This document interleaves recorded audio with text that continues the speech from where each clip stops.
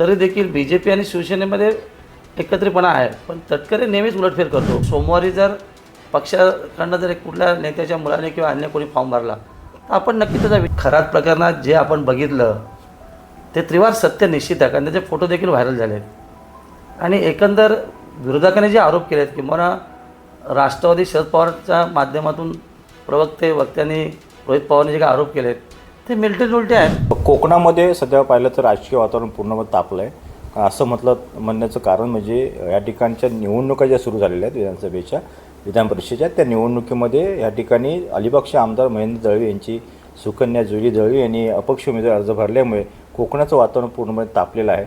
आणि आता आपल्याबरोबर आमदार दळवी साहेब. सर, स्वागत आहे तुमचं नवराष्ट्रामध्ये. थँक्यू. काय सांगाल, एकंदरीत उडी मारलेली आहे, काय सांगाल? असं काय कोकणामध्ये शिवसेना जे आधार दिलेला आहे त्याचा आदर करून आम्ही निवडणूक लढतो आहे. खरं तर एकंदर 17 महाराष्ट्रामधल्या निवडणुका आहेत, 16+1. रायगडची निवडणूक, रायगड म्हणजे रायगड, सिंधुदुर्ग, रत्नागिरी म्हणजे कोकणाची निवडणूक ही अतिशय महत्त्वाची आहे. आत्तापर्यंत तटकरेच्या घराण्यामध्ये त्यांचे बंधू अनिल भाऊ असे 2 वेळा किंवा अनिकेत असेल त्यांच्याच घरात का, कारण आत्ता जनाधार आमच्याकडे जास्त आहे. आणि आता झालेल्या स्वायत्त निवडणुकीमध्ये संपूर्ण कोकण रिजनमध्ये आमचा बोलबाला आहे.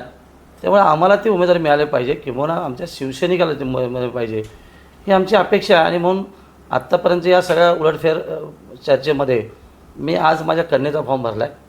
ती पंचायत समिती सदस्य देखील राहिलेली आहे, कित्येक वर्ष माझ्यावर सक्रिय राजकारणामध्ये आहे. आणि आज आपण बघितलं तिच्या मुलाखतीद्वारे तिचंही म्हणणं बरोबर ती आहे, कारण तटकरेने आत्तापर्यंत आम्हाला कधी शब्द पाळला नाही आहे. म्हणजे महायुती धर्मच्या माध्यमातून आम्ही जरी सक्रिय राजकारणामध्ये किंवा महायुतीत पाळून आम्ही पुढे जात असलो तरी देखील बी जे पी आणि शिवसेनेमध्ये एकत्रितपणा आहे, पण तटकरे नेहमीच उलटफेर करतो. मग कधी बी जे पीला हातात धरणार, कधी आमच्याकडचे काही नेत्यांना हातात धरणार, अशा पद्धतीने राजकारण केलं आहे. म्हणजे एकंदर 84पासून आत्तापर्यंत प्रवास आहे हा उलटफेर करणार आहे. आणि आज तटकरेची पक्षाची ताकद ही शून्य आहे. आज आपण बघितलं की मागच्या महिन्यामध्ये किंवा महिना 2 महिन्यामध्ये ज्याच्यावर जे आरोप झाले, म्हणजे खरातपासून जी वरात निघाली ती इथपर्यंत ही डेंजरमध्ये आहे. आणि आज पक्षामध्ये ते प्रदेशात आहेत की नाहीत ह्याचीच कल्पना नाही आहे. आणि मग आपल्या मुलाच्यासाठी म्हणजे स्वार्थापोटी उमेदवारी घेणं आणि वरिष्ठ आमच्या नेत्यांना सगळं चुकीचं गाईड करणं हे काय शोभनीय नक्की नाही आहे. पण आत्ता कोकणात जनता मुळात हे ऐकणार नाही आहे. आणि मग माझ्या कन्याचा फॉर्म भरला आहे. यदा कधी सोमवारी जर पक्षाकडनं जर कुठल्या नेत्याच्या मुलाने किंवा अन्य कोणी फॉर्म भरला तर आपण नक्की त्याचा विचार करून त्याच्यासाठी आपण प्रयत्न करणार, पण तटकरेला माझा कडवून विरोध राहणार. तुम्ही आत्ता एक वाक्य विचारलं की एकंदरीत खरात प्रकरणात त्यांची वरात निघाली, म्हणजे अशोक खरात प्रकरणात तटकरेंचे संबंध काय? नाही, खरात प्रकरणात जे आपण बघितलं ते त्रिवार सत्य निश्चित आहे, कारण त्याचे फोटो देखील व्हायरल झाले आहेत. आणि एकंदर विरोधकांनी जे आरोप केले आहेत किंवा राष्ट्रवादी शरद पवारच्या माध्यमातून वक्त्यांनी रोहित पवारांनी जे काही आरोप केले आहेत ते मिलटे आहेत. त्याच्यामुळे मला असं वाटतं ही शंका निश्चित आहे. चौकशीचा भाग सुरू आहे, अधिकाऱ्यावर बोलणं नक्की नाही आहे, पण जेव्हा उघड सत्य बाहेर येईल तेव्हा नक्की रायगडची मान खाली जाईल. ह्याच्यामध्ये यांचा सहभाग निश्चित असावा, कारण एकंदर आरोप प्रतिआरोप झाल्यानंतर त्यांनी त्याचं मत प्रकट नाही केलं. ह्याचा अर्थ असाच आहे की आपण जर चोरीच केली नाही आहे आणि आपला जर चोरीचा आरोप होतो तर आपण ते सांगितलं पाहिजे. ही सांगण्याची हिंमत करण्याच्या तटकरेमध्ये नाही आहे. आणि म्हणून दाट संशय निश्चित आहे या मॅटरमध्ये देखील आहे. त्यांनी करंगली कापण्याचा प्रकार घडला होता, म्हणजे तो आहे ना, सत्य आहे. आला होता, करंगली कापण्याचा प्रकार घडला होता. तसा एक दिसून आला होता, म्हणजे तटकरेंच्या बोटाला सुद्धा ते सगळं मरमपट्टी दिसली होती. काय सांगाल कधी? सत्य आहे ते, उघड मीडियाने सगळं तुम्ही दाखवलं. आता तीच कशी करंगली कापली गेली आणि ह्यांचा पूर्वीपासूनचा प्रवास उलटफेर करणार आहे. आणि ह्या भुवाबाजीकडे जास्त लक्ष असतं, कारण त्यांच्यावर झालेले आरोप प्रतिआरोप जे आहेत त्यातून निघण्यासाठी पर्याय मार्ग हे भुवाबाजी समजतात ते. आणि त्याच्यामुळे वरिष्ठ ज्येष्ठ श्रेष्ठ नेत्यांकडे जेव्हा त्यांची ती कैफियत मांडतात तेव्हा त्यांना देखील ते फसवण्याचं काम करतात. असं होऊ नये म्हणून ही निवडणूक अतिशय महत्त्वाची आम्ही मानली. आता आपण जर पाहिलं तर आता सुद्धा राष्ट्रवादीमध्ये सुद्धा अलबेल सुरू आहे. प्रफुल्ल पटेल आणि तटकरेंचं दिसून येते. असं वाटते भाजपमध्ये जातील काय? देखील तुम्हाला काय वाटतं? हे मी गेले 6 महिन्यापूर्वी सांगितलं. नगरपालिकेच्या निवडणुकीसंदर्भात, रोह्याच्या नगरपालिकेसंदर्भात मी जाहीर सभेमध्ये कोलाड नाक्यावरती त्यांच्या घरासमोर वक्तव्य मी केलं होतं की तटकरेंच्या फॅमिलीच्या बॅग दिल्लीला 90% पोहोचल्या आहेत, 10% बाकी आहेत. कदाचित येणाऱ्या 6 महिन्यामध्ये ते होणार आहे. आणि दिसते आता जे आता एकंदर राष्ट्रवादीमध्ये त्यांची जी परिस्थिती आहे किंवा जगनपूर्वी आणि परवा त्यांना ज्या पद्धतीने बोलले गेले की त्यांच्यावर जेव्हा प्रसंग आला तेव्हा तुम्ही कुठे होतात, आज तुमच्यावर प्रसंग आला तुम्ही तुमच्या पद्धतीने रिॲक्ट होता. तुम्हाला कोण मदत करणार? तेव्हा तटकरे साहेब मला कोणी साथीला येत नाही. आता तटकऱ्यांचे आत्तापर्यंत प्रवासामध्ये जेवढे आरोप झाले आहेत, मग सिंचन घोटाळ्यापासून खरातची वरात आणि इतवाचा प्रवास आहे, त्याच्यामध्ये अनेक आरोप झाले आहेत. त्यामुळे आरोप असणारा हा नेता आहे. म्हणून कोकणातले जे आता इलेक्टेड मेंबर आहेत, जे निवडून आले ते त्याच दृष्टीने बघतात कोकणाची बदनामी होऊ नये म्हणून यावेळेला लोक उलटफेर करणार एवढं निश्चित. त्यांनी शरद पवार साहेबांची पण भेट घेतली आणि आता उपमुख्यमंत्री एकनाथ शिंदे साहेबांची भेट घेतली, काय सांगाल? नाही, शरद पवार साहेबांची भेट घेतली त्रिवार सत्य आहे. त्यावेळेचा त्यांच्यावरती आलेला बाका प्रसंग होता. कदाचित त्या प्रसंगांती त्यांनी त्याला सूचना केली की माझ्यावरती ज्या पक्षात मी आता अजितदादांमुळे आम्ही तो पक्ष वाढवला आपल्याला सोडून, त्या पक्षातच मला शून्य किंमत आहे, तर आपण मार्गदर्शन करा अशा पद्धतीचं होतं. आणि काही आरोप होते की त्याच्यावरून पवार साहेबांना त्यांनी सांगून ते बाबा आरोप कसे कमी येतील त्या पद्धतीची व्यूहरचना होती. आता आरोपाचा उल्लेख करताय, नेमके कोणते आरोप? नाही, हेच रोहित साहेब आहे का? स्पष्ट बोला, कारण का मध्यंतरी रोहित पवारने एक केस घेतली होती, खरं नाव न घेता दादांच्या विषयी पण आरोप झाले होते. दादांच्या दुर्घटनेसंदर्भात रोहित पवारने आरोप केला आहे, त्याची चौकशी सुरू आहे. खरं त्रिवार सत्य आहे, अजूनही सत्य बाहेर आलेलं नाही आहे. ज्या वेळेला येईल त्यांच्याच कुटुंबातले म्हणजे अजितदादाचे पुतणेच हा सगळा विषय मांडतात, त्याच्यामुळे त्याला दुजोरा नक्की आम्ही देतो. कारण घटनाक्रम असाच आहे, हा 100% ना. बघा, घटनाक्रम असाच आहे की त्याच्यामध्ये संशयाची सुई यांच्याकडे नक्की जाते. कशावरून? कारण कॅबिनेट नंतर दुसऱ्या दिवशी अजितदादा जेव्हा बारामतीला रवाना झाले त्याच्या आदल्या दिवशी यांची कोर कमिटी मिटिंग झाली होती. त्या कोर कमिटीचे जे सदस्य होते त्यांची चर्चा आणि रोहित पवारचं म्हणणं हे त्रिवार सत्य आहे. म्हणून त्याची चौकशी होईपर्यंत व याच्यामध्ये आरोपाची सुई नक्की त्यांच्यावर जाते, कारण ते सत्य आहे. त्यामुळे अशा आरोप असणाऱ्या नेत्यांकडे कोकण काय दृष्टीने बघणार, रायगड काय दृष्टीने बघणार, हा जनतेसमोरचा सवाल आहे. आज डेप्युटी सीएमची त्यांनी भेट घेतली होती, शिंदे साहेबांची भेट घेतली, कसं पाहता इकडे? नाही, आमच्या शिंदे साहेबांनी आज भेटले. त्यांनी सांगितलं रायगड वाटपामध्ये राष्ट्रवादीला पाहिजे. आता ते प्रदेशात आहेत की मला माहीत नाही आहेत, पण मुलाला ते घेऊन गेले. एवढी लाचारी करणारा हा नेता आहे की आज अशा परिस्थितीमध्ये शेवटच्या सणाला म्हणजे कदाचित एक दिवस बाकी आहे आणि अशा परिस्थितीमध्ये शिंदे साहेबांना जाऊन भेटणं, विनवणी करणं आणि मग आमच्यावर आमच्याविषयीचं चुकीचं सांगणं, आमच्याविषयी पक्षाविषयी बाबा हे आहे. आज शिंदे साहेबांना माहिती आहे कोकणामध्ये सर्वाधिक ताकद ही शिवसेनेची आहे. तिन्ही जिल्ह्यामध्ये आम्ही मातब्बर आहोत, सर्वाधिक आमदार आमचे आहेत. एवढी ताकद असताना आमचाच उमेदवार लढणार, मग आमच्यावर मिळू नये म्हणून कुठल्या तरी चुकीच्या माध्यमातून साहेबांना मिसगाईड करणं हा त्यांचा धंदा राहिलेला आहे. जसं अंतोले साहेबांपासून आजचा प्रवास आहे. पण मला असं वाटतं महाराष्ट्राचे मुख्यमंत्री आदरणीय देवेंद्र फडणवीस असतील, आमचे नेते आदरणीय शिंदेसाहेब असतील, स्वतः वहिनी असतील, पवार वहिनी असतील, या संदर्भातला योग्य निर्णय घेतील.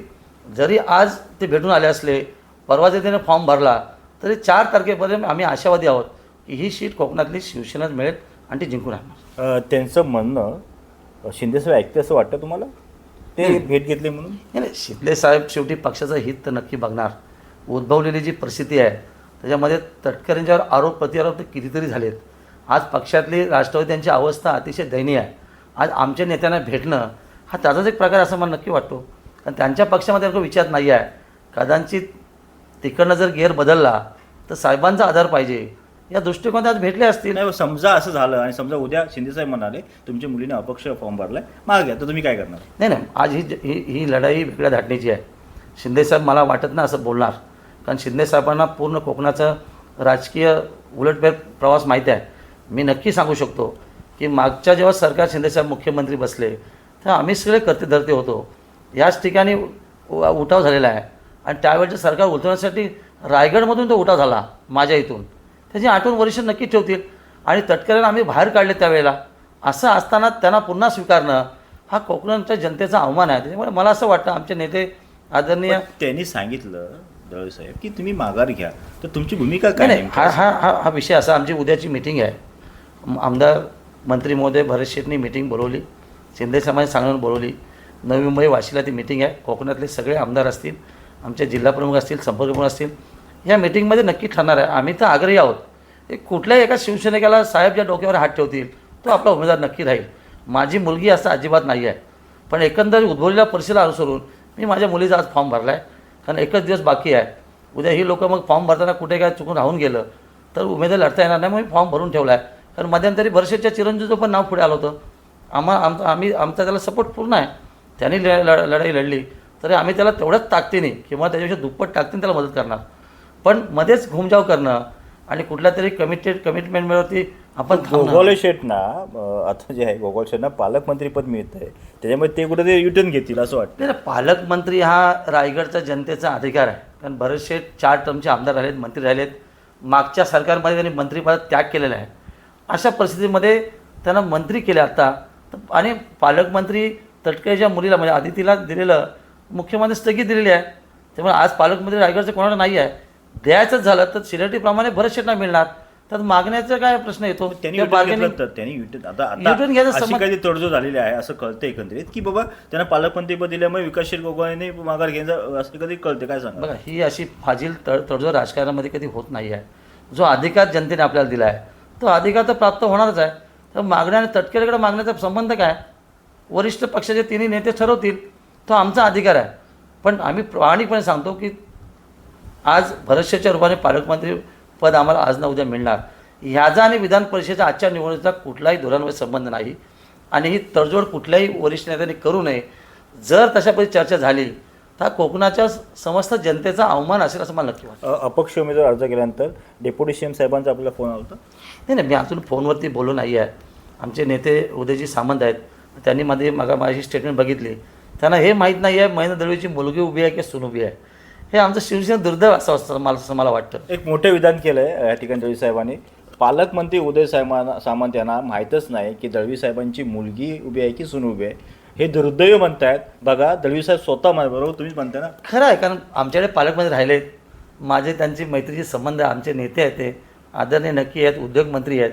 पण कोकणाच्या लढाईमध्ये जुईली दळवींनी फॉर्म भरल्यानंतर ती मुलगी काय सून आहे एवढं मंत्री महोदयांना माहीत नसावे दुर्दैव आहे. याचा अर्थ असा आहे की त्यांचा कल कुठल्या दिशेने चालला आहे हे चित्र स्पष्ट होते. अजूनही मोठा आरोप केला आहे त्यांचा कल कोणत्या दिशेने चाललेला आहे. ह्याचा अर्थ पूर्वी राष्ट्रवादीमध्ये एकत्र तटकरेंबरोबर काम केलं होतं असं आपलं म्हणायचं आहे. नाही, तटकरे आणि त्यांचं गुरु शिष्याचं नातं आहे हे जगजाहीर महाराष्ट्राला आहे. त्याच्यामध्ये काही नवीन आज ते आमचे मंत्री आहेत आणि विशेषतः कोकणातले आहेत. पण मागील झालेल्या जिल्हा परिषद निवडणुकीमध्ये रायगड जिल्ह्यामध्ये शिवसेना नंबर 1 असताना त्यावेळेला कुठलीही भूमिका मंत्री महोदय उदय सामंतने घेतली नाही आहे. उलट वरिष्ठ नेत्यांनी त्यांनी सांगितलं गेलं की ते 2 नंबरचं पद मागतात. अरे आमची भूमिका पहिल्यापासून हीच राहिली आहे. महेंद्राचा राजकीय प्रवास हा जिल्हा परिषदेच्या माध्यमातून झालेला आहे. ज्या ज्या पक्षाच्या ठिकाणी आम्ही प्रामाणिक काम केलं आदेश दिले नाही तिथं आम्ही त्यांना सोडून प्रवास केलेला आहे. लोकांनी तो स्वीकारला आहे. याचा अर्थ असा आम्ही कधीच चूक केली नाही आहे. जनतेच्या प्रमाणे आम्ही वागण्याचा प्रयत्न केला आहे. एवढं चित्र स्पष्ट असताना मागील झाल्या जिल्हा परिषदेच्या बाबतीमध्ये कुठे याच्यामध्ये चर्चा केली नाही आहे. उलट तटकरेचं ऐकून इतरांना कसं पद मिळेल.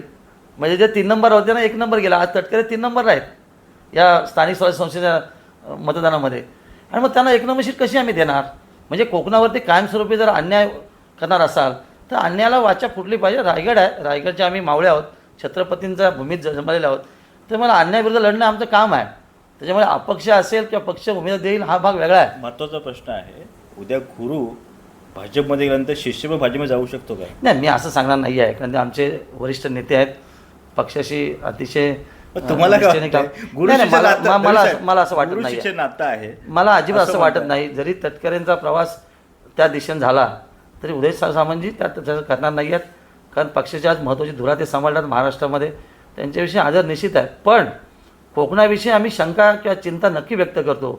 जे चित्र उभं राहिलं आहे त्याला न्याय द्यायची भूमिका अशा नेत्याने केली तरच खऱ्या अर्थाने कोकणाचा सर्वांगीण विकास होईल असं माझं व्यक्तिमत निश्चित आहे. आणि आत्तापर्यंत झालेला जो अन्याय आहे राजकीयदृष्ट्या त्याला न्याय मिळेल. शेवटचा प्रश्न आहे, तटकरेंच्या मुलाने भाजपमध्ये प्रवेश केला तर तुमची भूमिका काय असेल. नाही, त्यांनी भाजपमध्ये प्रवेश करू अन्य कुठल्या प्रवेश करू दे. स्थानिक स्वराज्य संस्थेचा जो रिझल्ट आहे तो शिवसेनेच्या बाजूने आहे. 325 मतदान आमच्याकडे असल्या कारणाने आम्ही नंबर 1चा पक्ष आहोत कोकणामध्ये. त्यामुळे आम्हालाच उमेदवार मिळाले पाहिजे. त्या पक्षातल्या तुम्ही काय लोकांनी भूमिका घेणार मला सांगा दळवी साहेब. समजा उद्या मग अशी तुम्ही बोलला तरी आम्ही त्यांच्या विरोधात काम करणार हे जाहीर सत्य आहे. अपक्ष राहणार. अपक्षच राहणार. तरी देखील अपक्ष राहणार. आम्हाला तटकरे ह्या नावावरतीच काट मारायची आहे. नाही, उद्या समजा शिंदे साहेबांनी सांगितलं की बा मागे घ्या तर. नाही, आम्ही शेवटी जनतेचा आदर करून आमच्या पक्षाचं हित लक्षात घेऊन शिंदेसाहेब असा कुठलाही निर्णय घेणार नाही आहेत. शिंदेसाहेबांनी निर्णय घेतला तर 100% घेतील. शिवसैनिकाला उमेदवार देतील. माझी कन्या असो अन्य कुठला शिवसैनिक असो त्याला निवडून आणण्यासाठी आम्ही ताकदपणाला पूर्ण लावणार. तटकरे या नावावरती आम्ही पूर्ण काट मारलेली आहे. पण महायुतीमध्ये समजा उद्या असं ठरलं की त्या ठिकाणी भाजपमध्ये गेलेलं तटकरे ना समजा झालं असेल तर त्यांनाच उमेदवार द्यावी, कुठेतरी दळवीने थांबावं. तर नाही, भाजपमधून कोणाला उमेदवार दिली तटकरे सोडून तरी आम्ही ती आजही स्वीकारायला तयार आहोत. मग तटकरे आणावं किंवा तटकरेचा मुलगा सोडून भारतीय जनता पार्टीला कुठल्याही सर्वसामान्य कार्यकर्त्याला तिकीट दिलं त्याने तरी त्याचं पोट तिटकीने काम करत ताकद आम्ही नक्की ठेवून आणि त्या निवडून आणणार. मग एकत्रित करेक्ट कार्यक्रम करणार, करेक्ट कार्यक्रम करणार तटकरेचा, करेक्ट. अर्ज भरणार असं एक पहिल्यांदाच तुम्ही विधान केलं होतं, काय सांगाल? नाही नाही, आम्ही उद्या परवा दुसरा फॉर्म आम्ही भरतो आहे शिवसेनेच्या माध्यमातून. आज आम्ही अपक्ष फॉर्म भरला आहे. याचा अर्थच असा आहे की अपक्ष फॉर्म आम्ही भरून आमचा क्लेम ठेवला आहे की उद्या ती सीट बिनविरोध जाऊ नये किंवा एखादा शिवसेने जर लढत असेल तरी आमचं त्याला पूर्ण समर्थन आहे, पण ही सीट शिवसेना सुटली पाहिजे असं माझं व्यक्तिमत निश्चित आहे. मगाशी सांगितलं, मी असं सांगितलं की आम्ही सोमवारी दुसरा फॉर्म आम्ही भरणार आहोत आणि पक्षाला एबी फॉर्मची मागणी करणार आहोत. पक्षाने दिली तर त्याला एबी फॉर्म लावणार तर मी विड्रॉ करणार.